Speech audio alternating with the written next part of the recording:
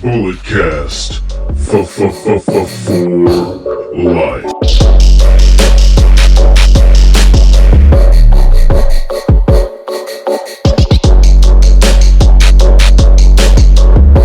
Welcome, everybody, to another edition of Under the Radar. My name is Brandon, and on today's episode, I have something a little different for you because this week I'm going to be in Lake Tahoe, so I'm not able to give you that performance-enhancing audio that I know you guys come to demand from us here on the Bullet Cast.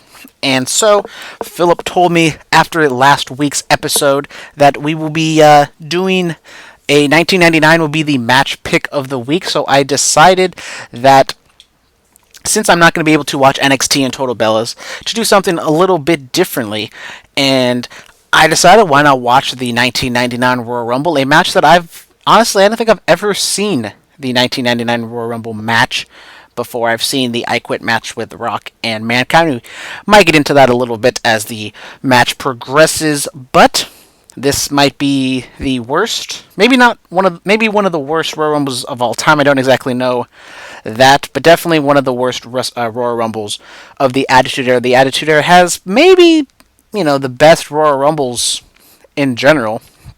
You have the 98 one, or Stone Cold won for the first time, and I believe that one was in San Jose.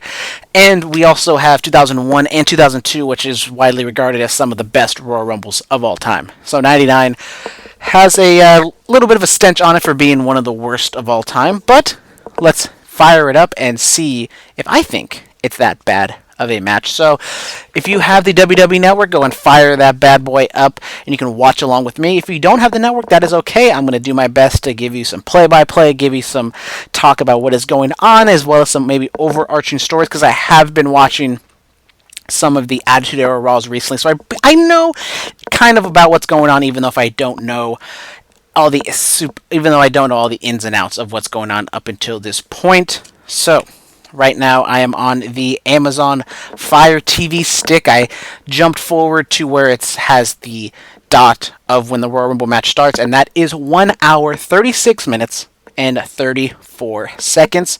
So once again, 1:36:34. We are currently looking at the WWF.com blimp with the big old 10-10-220 advertisement on the side. I know I might be showing my age here, but it's like a collect call service, and I don't exactly know how that works. I assume you call the number, and that's how you connect to people. I don't know. I know I'm a dumb millennial, and I don't know how hard it was for all you other people, but that is where we are. So we are going to hit play in 3, 2, 1. And here we go. We are looking up at that blimp as it goes around. Something I wish WWE kind of would bring back. I was actually at the Warrior game, the Warrior Cavaliers game 1 of the finals last year, and they actually had something similar to that. It was a big old sphere, and it said like strength in numbers, and it was actually powered by drones. And I was kind of sitting up in the nosebleeds, and where they kind of parked the thing when the game was when they were playing the game, it was right next to me, so I was kind of able to see how the thing worked. It was kind of cool. So we have Michael Cole and Jerry Lawler on the call, and Jim Ross unfortunately just suffered one of his second bout of Bell's palsy. I believe I was watching the Mick Foley, or when Mankind won the championship for the first time, on the Bruce Pritchard podcast, the watch along they did a few weeks ago. So if you haven't done so, I highly suggest you go and listen to that. It's kind of a cool little thing, another watch along. And he kind of talked about what happened with Jim Ross, about how his mother died, I believe, and he had some other stress going on in his life, just being like the VP of Talent Relations or whatever. So unfortunately, Jim Ross isn't able to come and be on the show, but he does come back for WrestleMania 15 and does commentary for the main event. So right now we have Howard Finkel going over all the rules of the Royal Rumble, how it goes, and it's Howard Finkel, so he's going to go on a long time. So, and Jerry Lawler just buried Howard Finkel, waiting for the number one entrant, and that is Stone Cold Steve Austin. Listen to that pop, even though I was just blabbering when the pop took place. Big pop, maybe not one of the biggest pops Stone Cold's ever received. As I just said, I just watched the January 4th, 99 Raw, when Austin comes out and helps Mankind win the championship, and that's probably the best pop you'll ever hear in wrestling, maybe in sports in general. Just just roar of people you will ever see in your life. So the whole storyline on this show, or on this match rather, is this is the kind of the culmination of the Stone Cold versus Vince McMahon feud. Vince McMahon randomly drew Stone Cold as the number one entrant in the Royal Rumble to kind of screw him over, obviously. And Shawn Michaels, who is the commissioner of Raw at this point, he said that Vince McMahon is going to be the number two entrant in the match. So this is kind of the first time we're going to guarantee get a real physicality one-on-one between Stone Cold and Vince McMahon. Obviously, they've had their teased match on Raw at least one time, maybe another times before that, but that's kind of the big selling point of this match, is watch Stone Cold beat the fuck out of Vince McMahon. And so now we're just waiting on Vince McMahon to come out. The tagline and the theme song of Royal Rumble is "No Chance in Hell," which is obviously Vince McMahon theme song they all come to know and love today. And it seems as though Vince McMahon is not going to come out to any music, so he's kind of giving the old Tommaso Ciampa gimmick here, where he's just going to come out to the boos of the crowd, and here comes Vinnie Mac, all jacked to the gills, all oiled up, looking like a Greek god. Some of the things that kind of started up this, or the some of the videos about Shane kind of teaching or kind of training Vince McMahon, getting ready for this match. It's hilarious. If you haven't seen those, definitely go on and look those up. Just Vince McMahon just chasing around chickens and doing stuff with Shane, getting ready for this match. Just funny stuff, just great Attitude Era content right there. So it looks as though Vince is going to wrestle in his Levi's. So not wearing trunks or any type of athletic wear. He's going to wear his leather belt and his Levi's. Kind of milking the moment, staring down Stone Cold. Stone Cold staring back at Vince, just waiting for the match to begin. Vince not really acting scared, at least he's not showing it. None of the corporations coming out, and none of the stooges are out there, but Vince isn't really selling that he's scared of Stone Cold. They're just walking around, getting ready for the match to start. Haven't heard a bell yet. But, I mean, obviously this is kind of a big moment in the Attitude Era. The Stone Cold Vince McMahon feud is one of the biggest feuds maybe of all time, even though Vince McMahon isn't even a wrestler. Here we go, we get the match started, and Stone Cold laying down the law against Vinnie Mac, and the crowd's going absolutely bananas, stomping a mud hole and walking it dry. Just stomping him, just keeps going, flips him off, gives him a whole fuck you, and stomps him one more time for good measure. So the whole gimmick in this match is the Vince McMahon put out a bounty on Stone Cold's head, saying whoever eliminates him will receive $100,000. So we're going to have to wait and see who's number 3 to see how that plays into the match. Obviously, someone's going to try to get that bounty. So right now, just Stone Cold kind of playing with Vince. Vince just getting the piss beat out of him right now. He's teasing, hit the family jewels. Those grapefruits, and he does it. There he goes.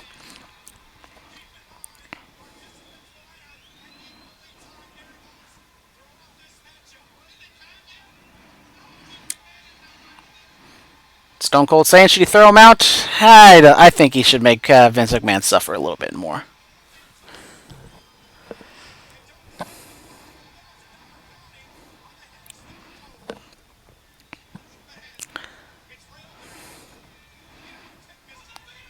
Nope. Oh, and there's the timer. The old digital, or not the digital timer, the old school, I don't even know what the hell you call that.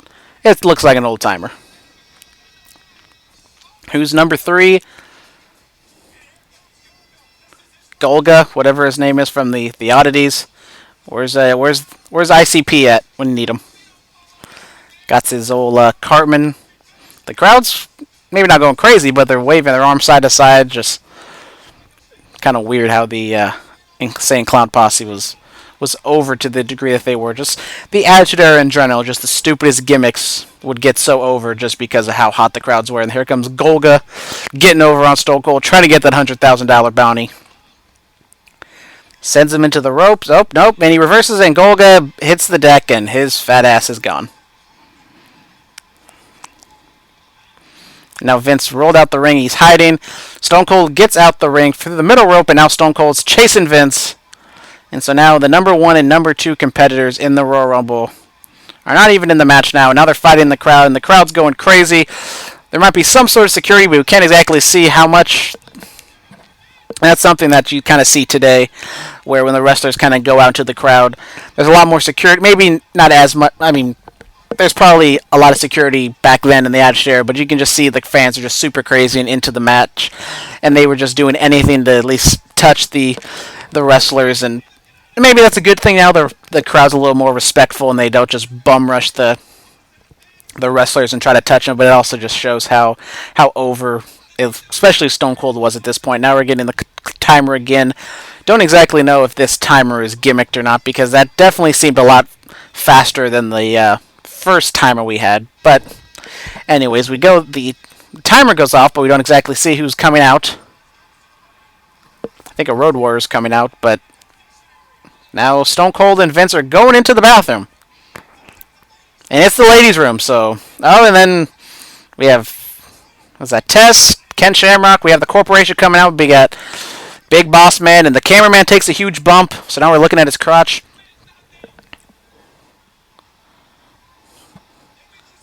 And now Homeboy's just standing in the middle of the ring, just all alone, with his nipple rings. I honestly don't know who this guy is. I probably should know. Is that Draws? I think it's Draws.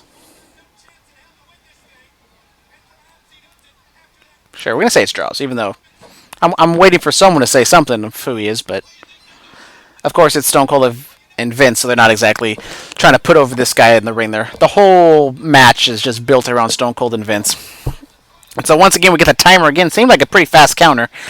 Of course, I was blabbering on when Howard Finkel was telling us the rules, so maybe I should have paid attention to see what the timer is, if it's 60 seconds or 90 seconds. And so now we got Edge coming out.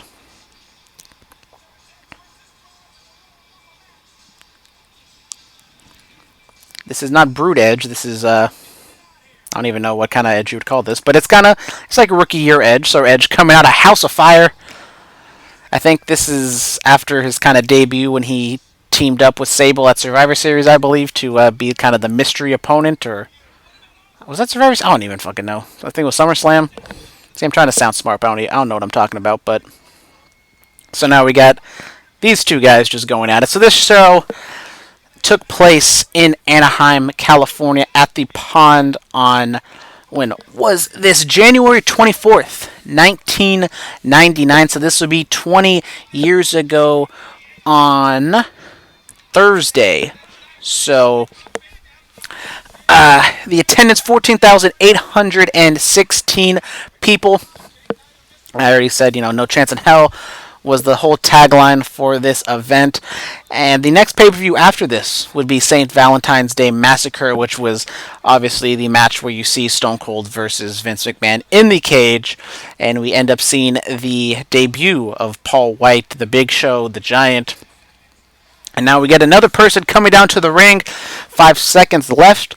And who is that next entrant? Oh, it's old Gilbert. With the sparklers and all. Oh, he burnt himself, so you gotta fire extinguisher him off. I mean, Gilbert gets stupid. They're kind of making fun of Goldberg, but just reiterating, it's the Attitude Era. Everything in this at this time is over, no matter how dumb it was, and it wasn't like he was treated seriously by any means, even though it's kind of the whole gimmick is to bury Goldberg, because he just loses every single time, like when Goldberg wins every single time. So Gilbert just kind of milking the moment, taking forever. And Edge dumps his ass over, and there goes Gilbert.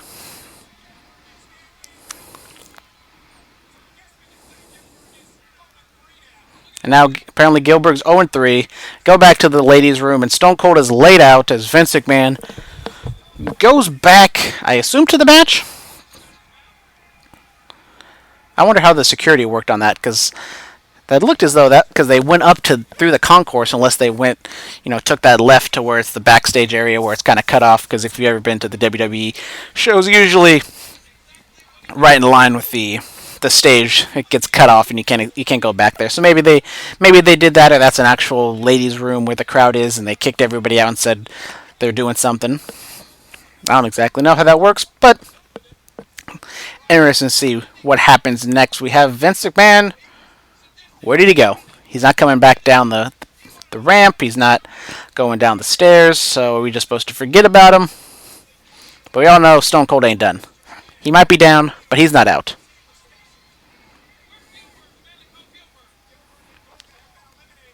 Edge with his velvet red pants. Those look very comfortable, to be honest. We got another participant coming down. Who is the next entrant, Michael Cole?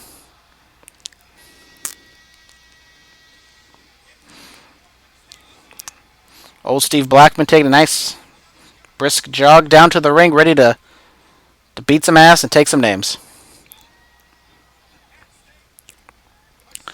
So right now, I mean, obviously you had Stone Cold and Vince come out, and you had two hot acts, and now you kind of settled into where this is kind of the part of the match where you have a bunch of guys in there who you know isn't going to win, but it's just they're there to fill time and kind of wait and bait until the big names come out.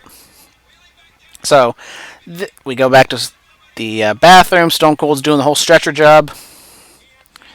This was the same Royal Rumble event where I don't know if I'd say legendary, the infamous match between The Rock and Mankind occurred, where Mankind was in the I Quit match with The Rock, and The Rock hits him with like 16 unprotected chair shots as Mankind's handcuffed. And if you've ever seen Beyond the Mat, obviously you know what happened with Dewey and Noel. They're crying, they're there watching their dad, and just a terrible thing to see your father take all those shots, and definitely something we shouldn't have never happened. I know people will say, "Oh, we didn't know exactly what the dangers of concussions were back in the day," but obviously, 20 years ago, I'm pretty sure people knew that taking all those shots to the head was probably not a good idea. So, something that maybe tarnishes this Royal Rumble just a little bit because it's one of the most famous matches in history for all the wrong reasons. And also how we have Dan Severn coming down to the ring in his. So now we have Dan Severn and Steve Blackman going at it. It's a couple of shooters just whooping some ass. Dan Severn was at the Matt Riddle Bloodsport event on WrestleMania weekend last year, and that was a fun little event that they had. The whole no ropes was kind of an interesting gimmick. I mean, when you watch wrestling, you don't exactly understand how vital a ring ropes are in the match until you see them get taken away, and just simple things like locking up, or the movement of the wrestlers. Because you can't walk up to where the ring apron is, because then you're just gonna fall off. So you can't do whiplashes. What? God, I am blanking on what the hell it's called. An Irish whip. There we go. See, shows what kind of wrestling fan I am. But we have Stone Cold doing the stretcher job. Looks like we had Teddy Long there on the stretcher, putting Stone Cold in the ambulance. So Stone Cold and Vince haven't been eliminated yet, but Stone Cold seems as if he's out of the building. So it's going to be, maybe he's going to be like Curtis Axel, and he's going to be the longest participant in a Royal Rumble match. So we have another entrant coming down. Who we got? Tiger Ali Singh. So I'll be honest, I didn't really know a whole lot about Tiger Ali Singh until I started listening to the Bruce Pritchard podcast. They go over a lot of just Attitude Era stuff, and they go over all these matches. And when it comes to Attitude Era stuff, I know a lot of the main event stuff, a lot of the storylines, and even some of the mid-card stuff like Godfather and New Age Outlaws, and a lot of the famous stuff. But Tiger Ali Singh was one of those guys that I had honestly no idea who this guy was. And they talk about it, and geez, look at all those fans just going crazy as Stone Cold drove off in the ambulance. So Tiger Ali Singh apparently was like some big deal, and he had, not fanfare, but he had vignettes, and he was supposed to be kind of a big deal, and he just came in and it was a complete flop. And he kind of stuck around with the company for a little bit, because what was I watching? I think it was jeez, was it Royal Rumble 2000? I think it was, yeah, Royal Rumble 2001, where I was watching Wrestling with Regret do his little pay-per-view review, and Tiger Ali Singh was actually in the company doing a vignette backstage where Drew Carey was the guy to replace, maybe not him, but one of his like disciples or whatever. And Tiger Ali Singh might be a short-lived Royal Rumble 99 as Edge is trying to get him over, and now Draws is trying to maybe eliminate both guys. But nobody.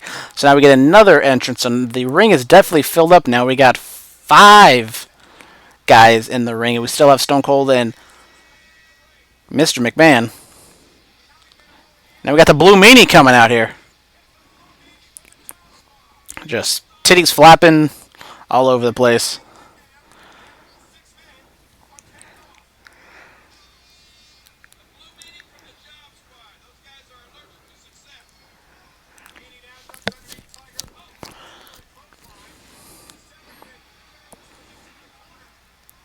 Poor Blue Mini almost lost his pants. He probably should have got a hint from Vince McMahon with the belt and the jeans, but it is maybe Meanie lost a couple lbs, so now those pants are a little looser than they used to be. Now they're just chopping the hell out of Meanie in the corner, and now Jerry Lawler's just burying the Blue Meanie because it's the Job Squad, and Jerry Lawler hates ECW and everything equated with it, you know what I'm saying? And now the old eye rake on the rope gimmick, something you don't really see in wrestling all that often now. I mean, it might seem fake, but I mean, if you rub your eyes up against like legit rope, it probably doesn't feel all that hot. So now we got 6 guys in the ring, 7 just kind of awkwardly standing there in the middle of the ring, like, am I supposed to get in there? And then he throws a shitty looking clothesline. So we have another guy. So once again, this timer seemed very quick. It seemed as though it was only like 45 seconds. But now we got another guy coming out here. And where is he? Cut to backstage. Who's getting their ass beat? So we're to number 11, and no one's coming out. Honestly, don't even know what that is supposed to be. So it's going to be a surprise to end. We're going backstage, and Viscera is beaten up.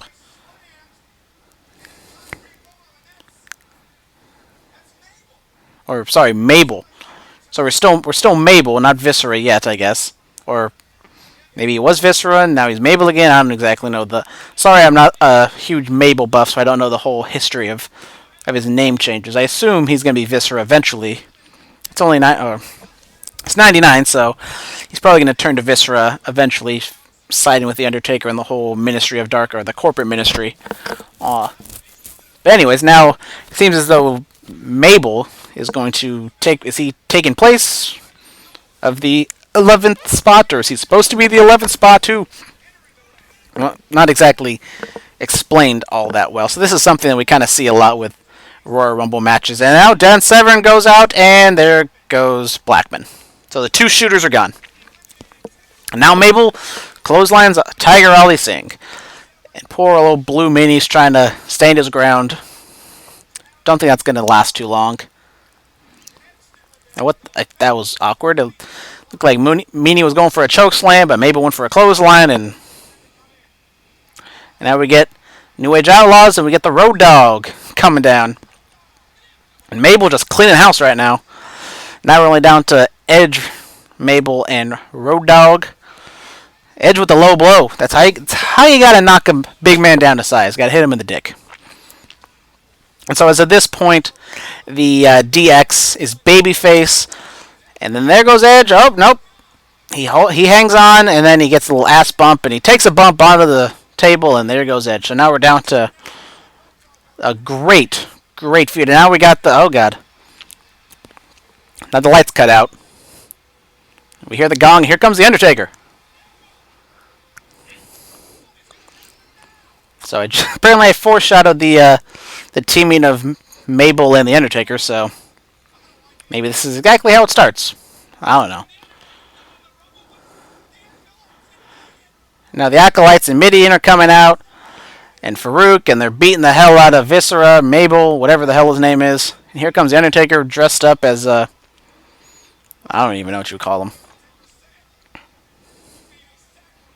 So they're going to sacrifice Mabel Mabel's dressed up in all black, so he kind of already fits in with them. So that's why I kind of thought he was Viscera, but I guess he's still Mabel. So Undertaker taking the head off and or the hood off, and he rolling the eyeballs back, and Viscera don't exactly know what he's supposed to be doing here.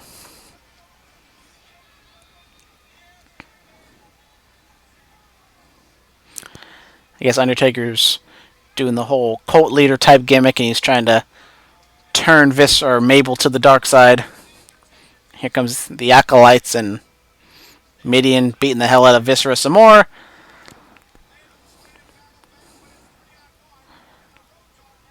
And I'm going to be honest, I don't even know if Mabel is eliminated or not. So now we have like 3 guys who technically might not be eliminated from the match. I assume he's eliminated because why not? So now Road Dogg's just sitting there waiting for the next guy to come out. Thought he was going to maybe pick up the microphone and do a shtick, but I guess they don't have enough time for that.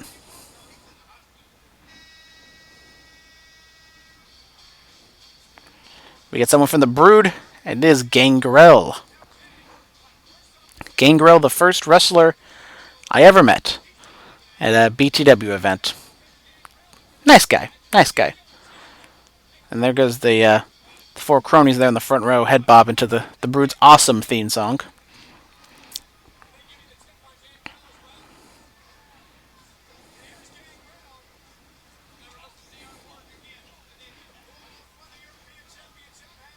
Don't exactly know what to say here. It's Gangrel versus the Road Dogg in the Royal Rumble match.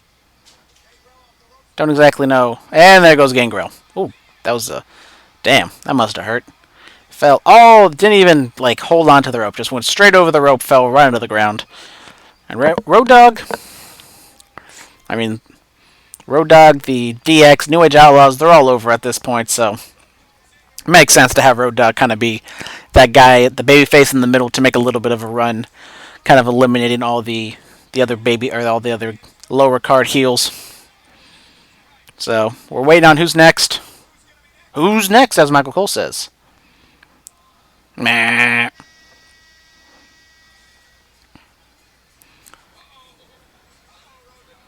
And we got another oddities guy, Kurrigan.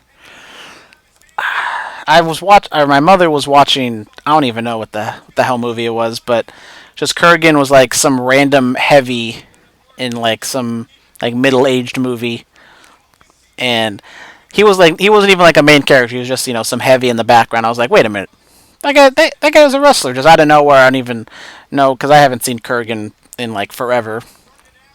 And I just pulled it out my ass.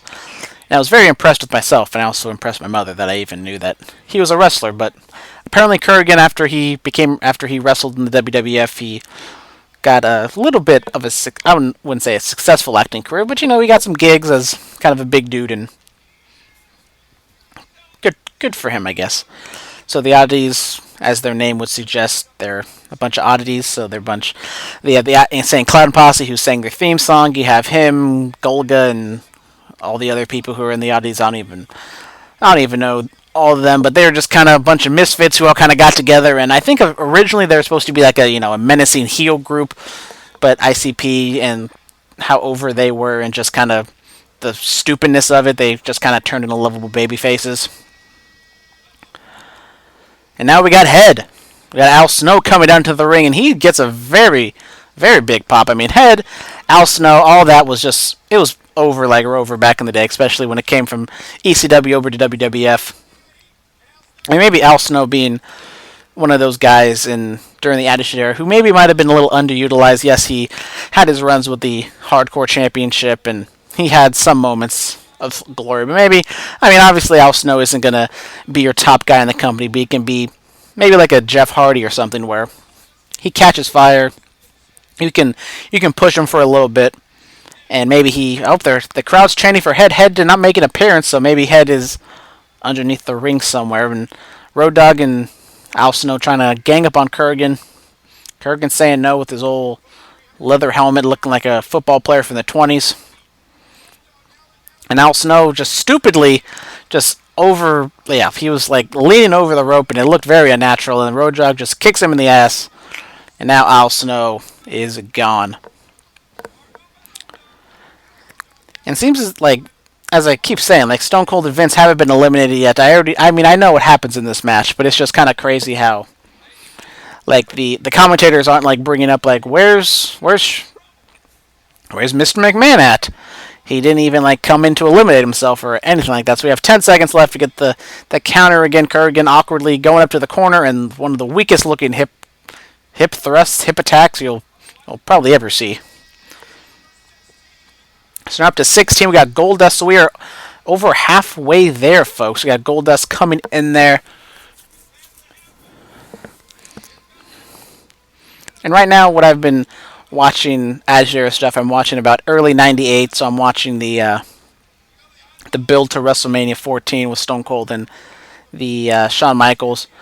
And at that point in '98, Goldust is just doing like, I don't even know what the hell you would call it. He's the artist formerly known as Goldust. So like every single week he just kind of does extreme things. Like every single week he dressed up as Sable one week. He came out like gagged and like a thong and whatever the hell he was. He came out as Dusty Rhodes one week, which I'm gonna be honest, it popped me a little bit. It was actually kind of funny to see him act as his daddy. And, I mean, it was a pretty spot on impersonation. I'm gonna be honest. So Goldust kind of back to his original, maybe not original get up, because he's not in like the light gold face paint with the wig, but he's definitely on his look that we all know him today. So he's kind of back to regular Goldust, and Road Dogg teasing Shattered Dreams, but he goes right into Kurgan. Kurgan locks him up. So I don't and there he goes, a dick punch. Another dick punch. That's at least 2 I've counted thus far. So number 17, and we get the Ho Train. We get the Godfather, and there are the Hoes. Only 2 of them, and that's Deborah. I mean, I don't think it's Deborah, but it sure as hell looks like Deborah. And Jerry Lawler's going crazy because he led a hose. Maybe the hose a little too old for Jerry, but Jerry still led a hose. And that leopard skin girl is thicker than a bowl of oatmeal, as some might say.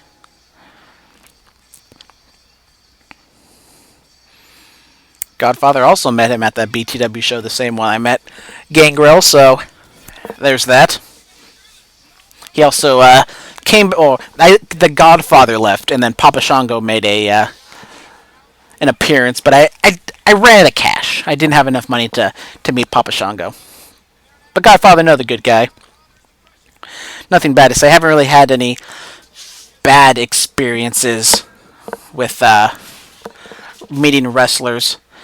I mean, maybe the only bad experience might have been like Ric Flair, just because he didn't really say a whole lot to me. But for the most part, I mean, every single wrestler I've really met have been nice and haven't really, been dicks to me. But I've probably been a lucky one. There's people out there who've had horrible experiences with wrestlers, but luckily thus far I have not had one of those. So we have number 18. Who's going to be number 18? There goes the lights.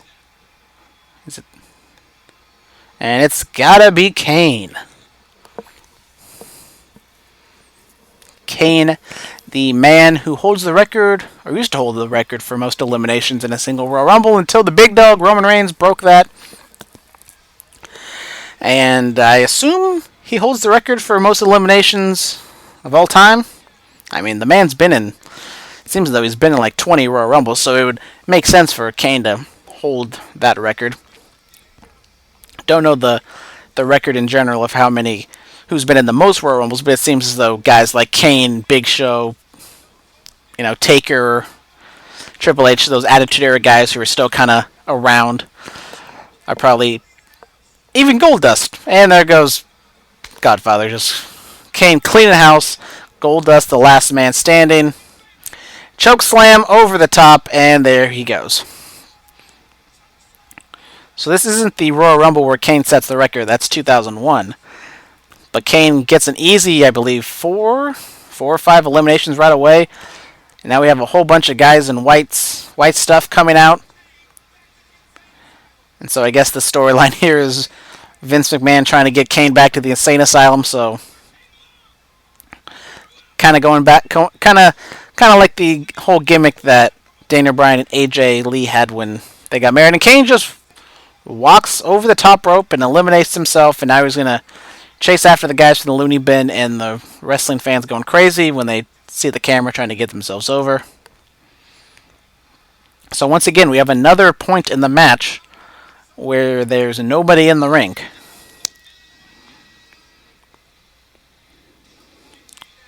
So who is coming? We have Vince McMahon making his return to the ring, and now he put a shirt on, he put a sweater on, and Ken Shamrock makes his way to the ring, another member of the corporation. So obviously, it seems as though Ken Shamrock isn't going to eliminate Vince. He's going to help him. So as of this moment, it's been kind of a, I wouldn't say choppy flow to the match, but it's just kind of like, especially right now, there's not a whole lot of people you realistically would think would win the Royal Rumble. You had Stone Cold come out, and then besides that, a lot of these guys that have come out have been kind of mid to lower card guys. So I can see how this match right now isn't going over too hot. Now Vince going over to the announce table to do some commentary. Vince did not go over the top rope, went through the middle rope, so he technically is still legally in the match. So now what's Vince gonna say?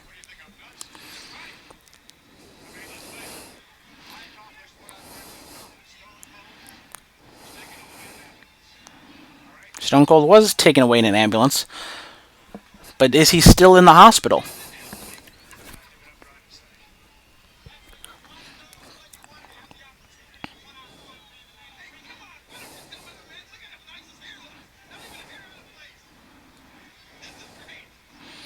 Heel Jerry Lawler is the best Jerry Lawler. Heel Jerry Lawler was fantastic. Yes, he had some creepy one-liners, but him and JR had great chemistry, and I think Jerry Lawler definitely one of the most underrated wrestlers of all time. Just all of his different ass. And now here comes Billy Gunn, who doesn't have a boot on for some reason. Don't know how the hell that happened. Maybe he got beat up backstage and...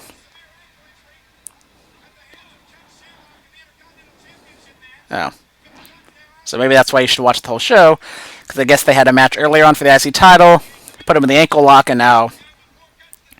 Apparently when you have a severe ankle injury, you can tape up the ankle, but you can't put the boot on, which doesn't make a whole lot of sense. You would think if you were to roll your ankle or to break it or whatever, you would want to put the boot on so you have even more support. Because yes, you have the tape job, but if you have the boots, it would put even more, keep it even more tight. Now he goes over for the overhead slam. Oh, and he dumps him into the corner, sort of. Billy Gunn still doing his thing. The first backstage producer for AEW. And Ken Shamrock doesn't go over the top rope. He holds on to it. So Billy Gunn affiliated with AEW. So you got the Road Dogg doing his thing over on SmackDown. And now you're going to have Billy Gunn doing his thing over at AEW. Going to be interesting to see how Billy Gunn handles that situation. Obviously, he's had some issues in the past with WWE. He got suspended for steroid use. Maybe some other personal issues. You would think with his ties to Triple H, he would have, he'd be protected a little bit, but no. And now we have Test coming out, another person associated with the corporation. So now we're going to get a 2-on-1 beatdown of Billy Gunn, it looks like. And then we go backstage, and it looks as though we're continuing to beat up Mabel, trying to throw him into the hearse.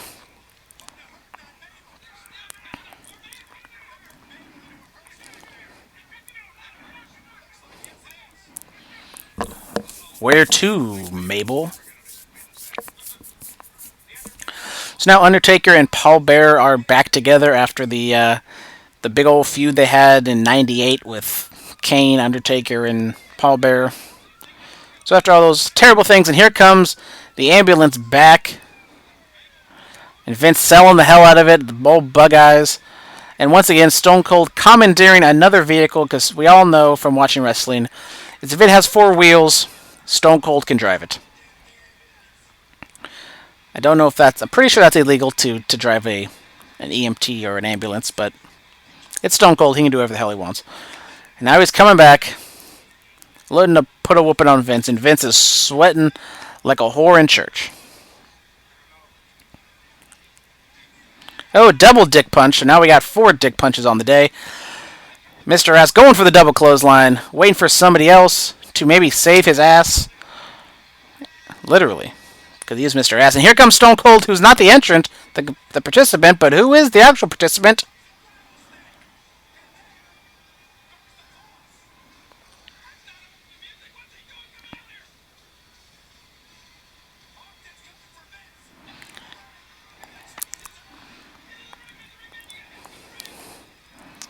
Now Vince going into the ring, and then he gets punched. He gets stomped out by Ken Shamrock. So Vince still being in the... And here comes the boss man. So we have another member of the corporation. There goes Ken Shamrock.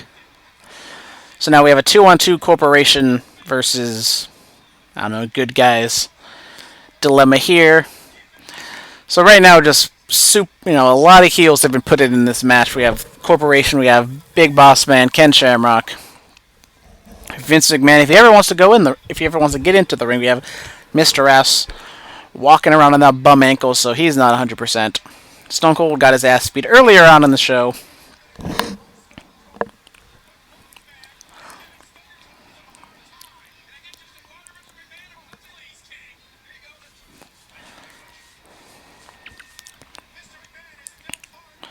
So now Stone Cold's gonna choke out the Big Boss Man with the ring, I don't even know what you call it, the tag rope.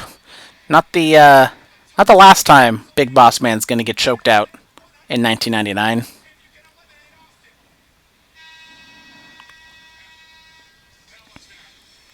So we get DX, we get Triple H coming down with the pants like a house of fire. Finally, we get some big old baby faces in the mix besides Stone Cold. Triple H and Test going after one another.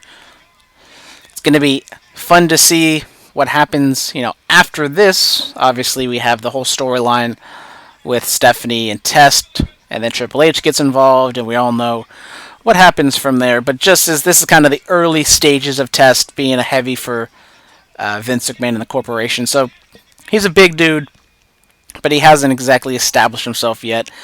And Test obviously died at a young age. Very sad to see. Don't know if he reached his full potential. Don't know if he reached to his limit. But just another one of those guys here. Just like, what if he got a push here or there, maybe something would have worked out. But that's just what happens in the wrestling business. Sometimes you have a great look and you're just not meant for it. But it is what it is. Now we got Tess hitting the sidewalk slam. And now Stone Cold beating up on Mr. Ass there. So the baby faces aren't exactly sticking together because Stone Cold isn't going to give a damn. He'll beat anyone's ass.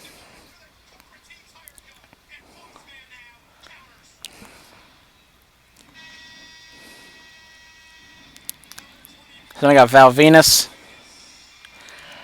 So the whole gimmick of this match is, Stone Cold has the $100,000 bounty on his head. You would think, they keep hitting him. They haven't exactly had and there's 3 dudes in the opposite the hard camera, in towels, swiveling their hips like they're Val Venus. Gotta love the Attitude Era.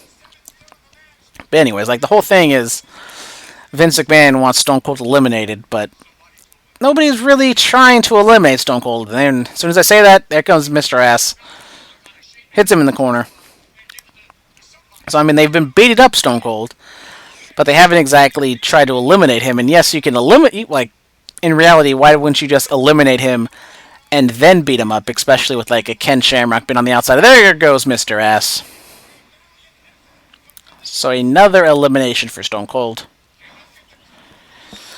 So then we got 5 guys in the ring, and Stone Cold not looking for any allies, trying to eliminate Triple H, not the Big Boss Man. Big Boss turns around and is like, oh, there's Stone Cold, so he hits him with that elbow. And now Stone Cold and Triple H, or Stone Cold and Austin working together. So that makes a whole bunch of sense for the corporation to help out Stone Cold and not try to eliminate him. Because if the corporation's main goal was to eliminate and hurt Stone Cold, wouldn't they just all gang up on him and eliminate him? But anyways, here we got X-Pac coming out, so we have another member of DX coming to the ring. So we got,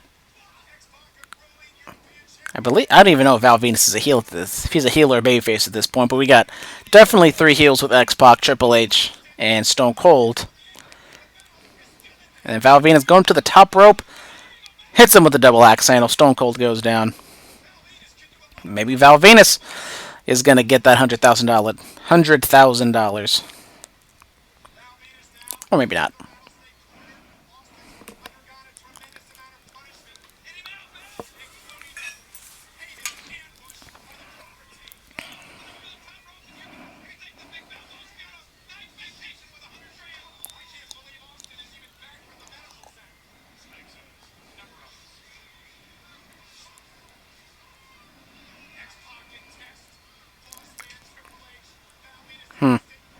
And Stone Cold goes under the bottom rope, so once again, not eliminated, but another instance where they're taking advantage of that over-the-top rope rule. There probably should be some sort of rule to where if you're underneath, if you're not in the ring at a certain number of time, or if you're, you leave the match for 10 seconds, you're disqualified or whatever, but that's too much to ask, I think, from WWE to have all these different rules and keep track of. Even though there is a WWE rule book, but I'm pretty sure they don't really oblige to that. And here comes Mark Henry, sexual chocolate baby, at 26. So we're almost there. We got 4 people to go. 6, 7, 8, 9, 0. No, 4 people. See, just showed myself live on the podcast that I can't count. So there you go. If you take anything away, you can realize that I can't count. Obviously, it's springtime, or not spring. See, I don't even know what time of the year it is at this point. It's winter break. So I haven't, not exactly in the mind for school, and I haven't taken a math class in 3-4 years at this point. So math is not my strong suit. 1 plus 2 is 3, minus, I don't know what the song goes. 2 plus 2 is 4, minus 1, that's 3. Quick maths. There we go. No friends in this match, because every man's for himself, trying to get that shot at the championship at WrestleMania, and also trying to get that $100,000 from out of Vince McMahon. So a lot. I mean, this is kind of the case for every single wrestler, for every single Royal Rumble. Just a lot of punching, kicking, strikes in the corner, just kind of waiting for your spot to where you have to eliminate somebody. And now we got another countdown clock. Who is that lucky number 27?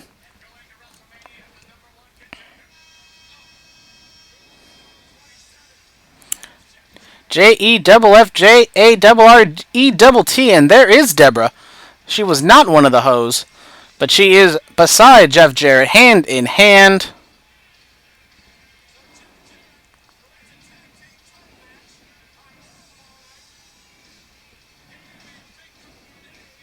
Deborah, Stone Cold's future wife. So there it is. Maybe this is where I don't even know if they're together at this point. If Stone Cold had another wife and they're getting a divorce, I don't exactly know.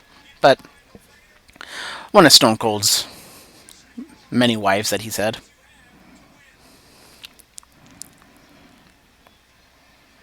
Obviously, Jeff Jarrett, 99. This is when he held up Vince McMahon for all that money when he was going to face China. And he ends up going to WCW, wins the championship a couple times, goes to TNA, and we all know.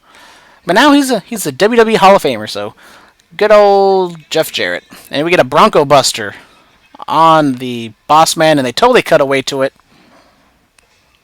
So they didn't really get an up-close look of that Bronco Buster. But now Jeff Jarrett trying to throw out Stone Cold, but Xbox or X Pac.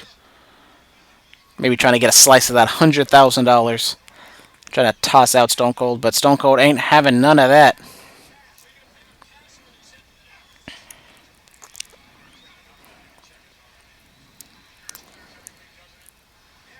Another person, here we got 28, I believe.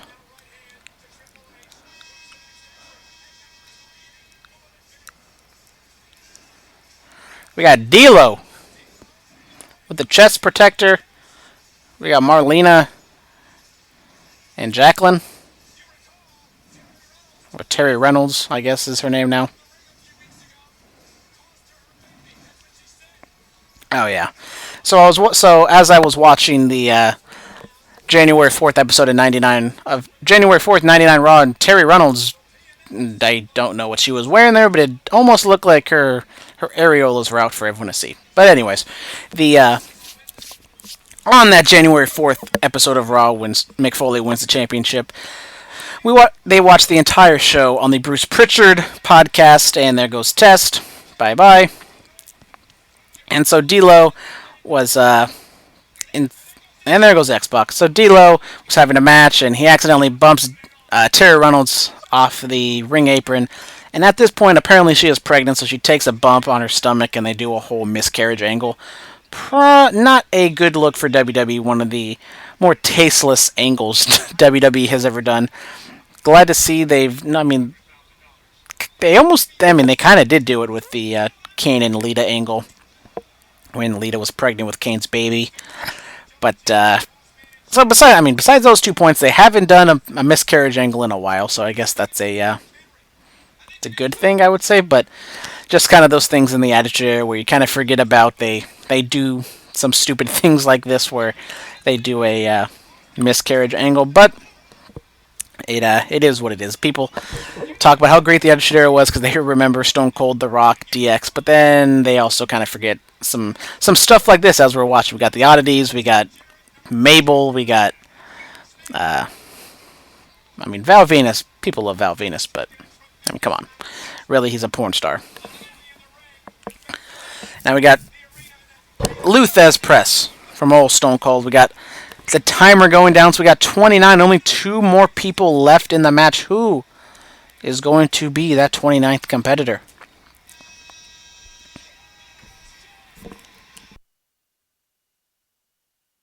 Jeff Jarrett goes out, and now we got Owen Hart being number 29. Enough is enough.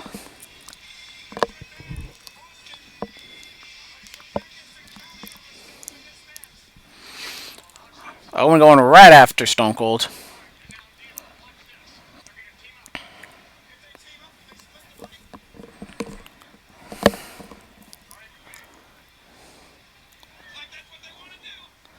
Oh, Triple H to the rescue. Double noggin spot. And Jerry Lawler making a remark about Triple H's big nose. Something, I don't know if you'd see a whole lot, and you definitely wouldn't see that today, but Stone Cold hits Vince with the water jug or whatever you call that thing. Now Vince enraged. Maybe his ego's going to get the better of him, going to jump in there. He's still legal. Don't forget about that. So we have the number 1 and the number 2 competitor of the Royal Rumble still in the match. So now that we got, what is this? technically 8 people left in the match, including Mr. McMahon. So we're waiting on old number 30. And this one, I know who this is. Pretty big deal, you might say. So now we have number 30, and this one was already predetermined. This one was picked already, and number 30 in the 99 Royal Rumble is the first ever woman to be in the Royal Rumble, and that is Chyna. Pop from the crowd. Chyna coming out. The 9th wonder of the world, Chyna being one of only 3 women to be in the men's Royal Rumble. That is also Beth Phoenix and Karma, someone people don't really think about. Everyone kind of remembers the whole Beth Phoenix spot with the Great Khali, but Karma was also in there in the Royal Rumble.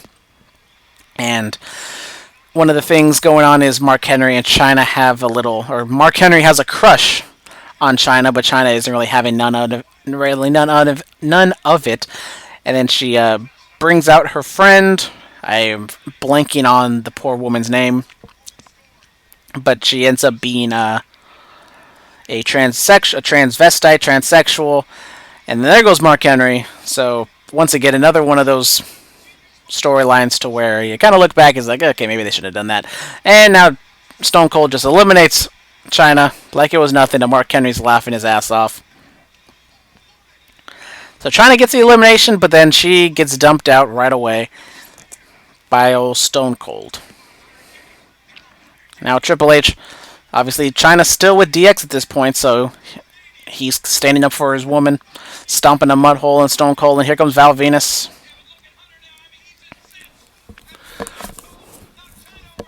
So now we're down to the final 7 guys.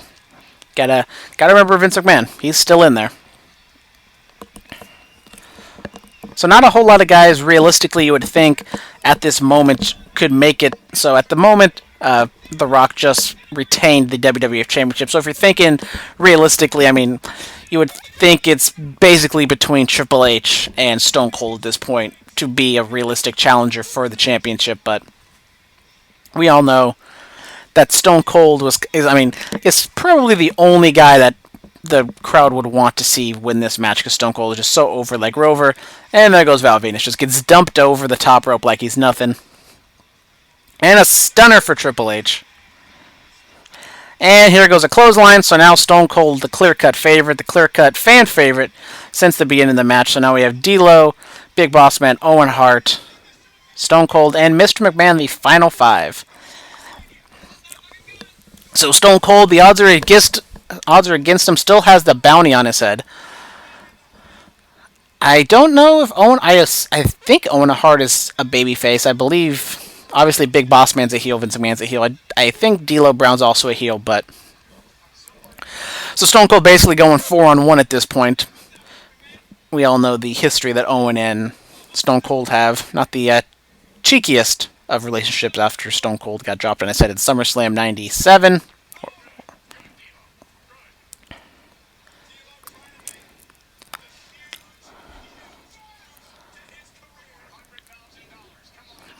So now they're putting over D'Lo, maybe trying to make a boost in his career, trying to, get that $100,000, maybe win the championship, something you don't really see all that often in the Royal Rumble. I mean, to be honest, a lot of the Royal Rumble matches, there's never really been an underdog or a kind of out-of-nowhere victory.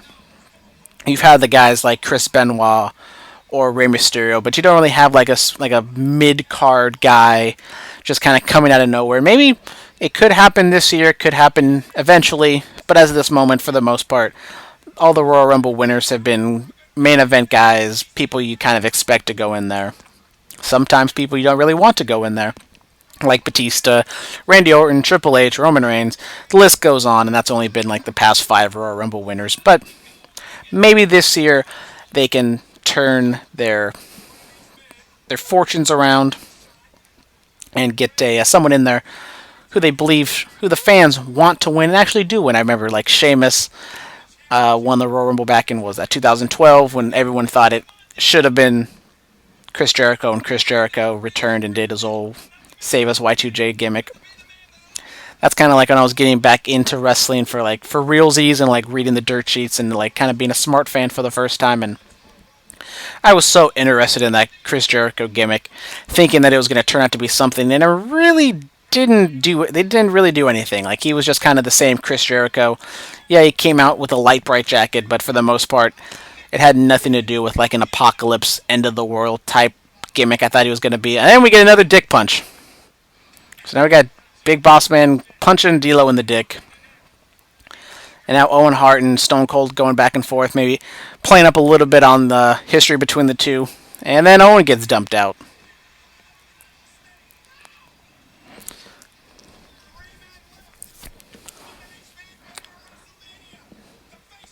So 3 men left, but we all know that's actually 4 men left because Vince McMahon still is out there at the ring. So we're down to Stone Cold, Big Boss Man, So Big Boss Man, Stone Cold, D'Lo, and Vince. D'Lo going for the frog splash with the chest protector, so that hurts even more. The whole head bob, and watch out, D'Lo. And there he goes. Stunner for good measure. Boss Man just gets up like it's nothing, and he goes over the top rope, kind of, and there he goes. Crowd goes wild, but we all know that ain't the real finish because we still got Vince McMahon. Crowd is going absolutely apeshit at this point. They want Stone Cold to win. To be honest, I can see why this match wasn't that great, but with Stone Cold being so over, it kind of makes up for it just because it's what the people want. They want Stone Cold to beat the hell out of Vince McMahon, and that's what they're getting now. Vince and Stone Cold going at it on the announce table, and Vince jamming the headset into his face or something. And then something just fell out, like a bunch of cards, or I don't even know what the hell that was.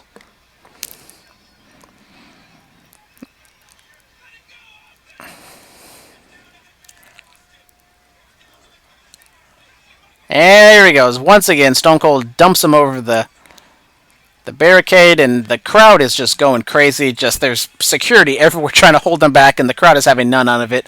And there's Head. We were waiting for Head when Al Snow came out, but unfortunately Head didn't make an appearance. But Head is in the crowd watching a nice RVD 420 sign.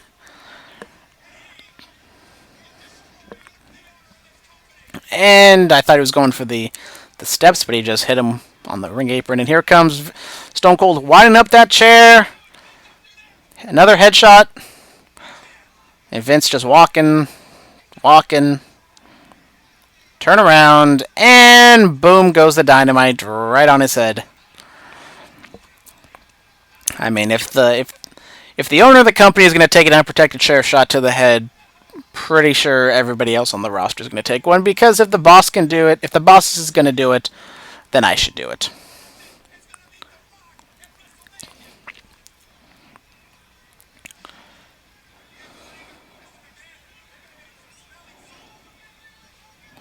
And so now they're putting the cart before the horse. Michael Cole saying that Stone Cold's going to face The Rock at WrestleMania. It's a foregone conclusion. If you've seen WWE commentary at all, you can see where this is going. Stone Cold just toying with him. Looking over Shane. Vince. No, Shane McMahon. Shane McMahon is a part of the corporation, but have not seen Shane yet. Stephanie will soon be a part of the storyline when they do the whole Where To Stephanie scene. And here we go, another dick punch. That's like the 6th or 7th dick punch in this match. So if 2018 was the year of the dick kick, 1999 was the year of the dick punch. So there you go. So we got a double down here. Stone Cold and Vince. Got the camera guys on ringside. Something you don't see on WWE anymore. And here we go, a stunner. Boom. No matter how many stunners they've seen, the crowd pops for every single one of them. Stone Cold, a house of fire.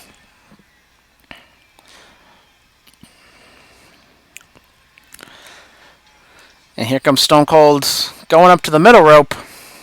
Flipping him off, giving Vince the bird.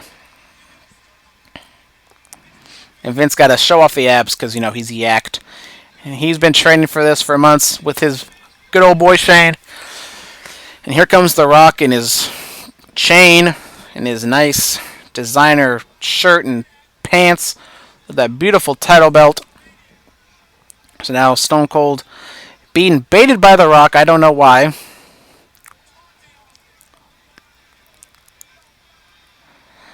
So Mankind had a short-lived title run from January 4th to January 24th. So a nice 20-day reign for old Mankind. So now Stone Cold and Rock just going back and forth. And Stone Cold turned his back to The Rock. And here he goes. He goes over, hitting The Rock. Here comes Vince. He sees his opportunity. Dumps him over the top rope. And we have your winner. Yes, Vince McMahon goes wire to wire and wins the 1999 Royal Rumble. And Stone Cold throwing a fit. Stone Cold gets eliminated because of The Rock, and the crowd is not happy.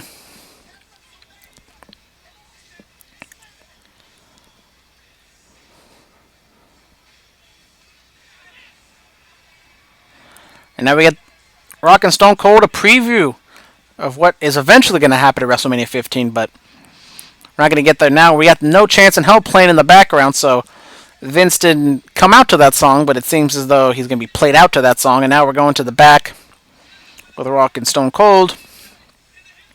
I mean, that was the match to be made for WrestleMania 15.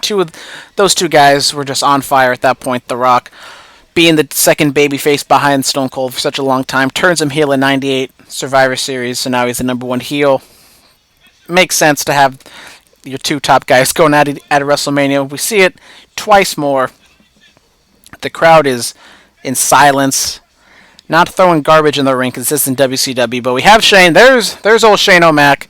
There's the Stooges, Gerald Briscoe and Pat Patterson, holding up Vince. Courageous Vince McMahon, lasting a whopping, how long was this match? He lasts 56 minutes, 38 seconds. Stone Cold ends up getting 8 eliminations. Mr. McMahon getting that 1 elimination, but it is the winning elimination. And Mr. McMahon standing tall, raising his fist in the air like he did something. He did do something. He won the '99 Royal Rumble. People seemingly forget that Vince McMahon won a Royal Rumble match. And some people think, I mean, at least for me, when people say like, "Oh, Stone Cold won 3 Royal Rumbles," you just would assume that it is like those 3 Mania matches that he main evented with 14, 15, and 17. But it's actually 1997 he wins that one, which was tainted, but then that ends up getting pulled back where they have the whole Final 4 match the next month at the In Your House pay-per-view. He does win the 98 Royal Rumble. He does win the 2001 Royal Rumble, but the 99 Royal Rumble he does not win. And it's Vince McMahon, and now we have the Stooges and everybody drinking their Coors Light and making fun of old Stone Cold. And it looks as though Vince didn't drink any of that beer because it's carbs, and he has a body to maintain, and he can't be drinking that beer. It is Coors Light, though. But Pat Patterson looking like he's actually drinking the beer because Pat Patterson loves beer. I don't know if that to be true, but he's actually drinking the beer, unlike Vince, who had just kind of went in his mouth and he just kind of spit it out. So overall, this Royal Rumble match was not all that great. I can see why it's kind of poo-pooed on, and the finish definitely. I mean, if Stone Cold did end up winning the match, it would have made the match a lot better. It was just kind of a flat finish. I'm not gonna say it makes a mockery of the Royal Rumble because, I mean, it wasn't like Vince McMahon actually wrestled for those 56 minutes. He was only in the ring for maybe 5 to 7 minutes of it. So it is what it is. So now we get No Chance in Hell playing, and we get the recap of all the different matches that took place in Royal Rumble. So that is going to do it for me for today. Overall, I would say the match was an okay Royal Rumble. I mean, it's helped out by the fact that it is the Attitude Era. So, almost every act on this Royal Rumble match is super over. As I said throughout the match, you don't exactly see a whole lot of people realistically winning this match. Stone Cold was a clear-cut favorite going in. Stone Cold was the crowd's pick, the pick that everybody wanted to see win, but it doesn't end up happening. But this was fun, and now we get to see Mick Foley covered in blood, just a sight to see. But thanks for watching. Hopefully we can do this again, maybe another match. Maybe not a Royal Rumble match because this is long, over an hour and 8 minutes. But it was fun for what it was. Hopefully we can do this in the future. Maybe next time we can get Philip involved, and maybe we can do a weekly segment where Philip and I get together and kind of watch old wrestling matches, and we can kind of commentate on them and just kind of go over our thoughts. So excited for Royal Rumble this weekend. Don't know who's gonna win. Ready for NXT Takeover. But that being said, until next time, it will be another edition of Under the Radar, a regular edition with NXT, Total Bellas recaps, and any other news that kind of slips through the cracks, or some big news that happens after the Bullet Cast. So that will do it for me for today. Goodbye and good night. Bang.